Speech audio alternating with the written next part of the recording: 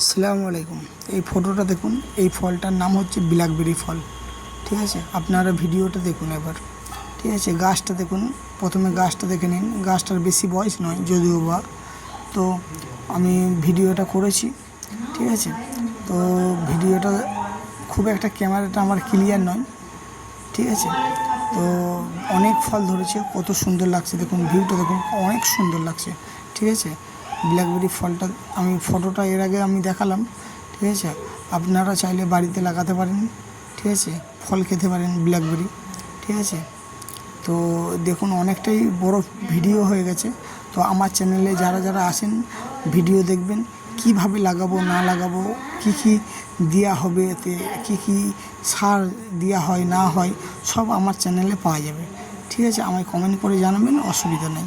ঠিক আছে, তো আশা করি দেখুন গাছটা দেখুন ঝাবড়ি হয়ে গেছে।